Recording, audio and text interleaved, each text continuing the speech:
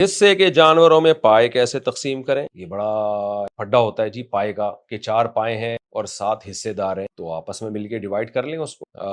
فیصلہ کر لیں بھائی آپس کی میوچل انڈرسٹینڈنگ سے، کہ ان بھائی صاحب کو تھوڑا گوشت زیادہ دے دو اور پائے ہم زیادہ رکھ لیتے ہیں، جس کو پائے کا شوق ہے اس کو گوشت کم دے دیں، پائے دے دیں اس کو۔ بعض لوگوں کو تو پائے کا شوق ہوتا ہی نہیں ہے، وہ کہتے ہیں نہیں بھائی ہم نے کیا کرنا ہے، پائے بنانا آسان کام تو نہیں ہے، تو آپس کی میوچل انڈرسٹینڈنگ سے جو بھی طے ہو جائے پائے اس کو دیے جا سکتے ہیں۔ قربانی کن لوگوں پر فرض ہے؟ یہ میں پچھلے ایپیسوڈ میں پوری ڈیٹیل بتا چکا ہوں کہ کتنا پیسہ ہو، 52.5 تولہ چاندی یہ نصاب ہے، وہ بتا چکا ہوں میں۔ قربانی واجب ہے یا سنت؟ قربانی جمہور کے نزدیک سنت مؤکدہ ہے، اور سنت مؤکدہ بھی واجب کے قریب قریب ہی ہوتی ہے، اور بعض اسلاف کے نزدیک جس میں امام حنیفہ بھی شامل ہیں ان کے نزدیک واجب ہے، اور اس کے واجب ہونے کے دلائل وہی ہے، نبی صلی اللہ علیہ وسلم نے حکم دیا، اور جو قربانی نہ کرے اس کو وعید سنائی ہے، تو یہ وعید سنانا اس کی علامت ہے کہ لازم ہے۔ اور حضرت ابو بکر اور عمر رضی اللہ عنہما سے جو منقول ہے کہ آپ قربانی نہیں کرتے تھے، تو اس کی وجہ ہے کہ آپ مسکین تھے، آپ کے تو پیون زدہ کپڑے تھے، تو آپ کیسے قربانی کرتے؟ آپ کے تو پاس اتنا پیسہ ہی نہیں ہوتا تھا کہ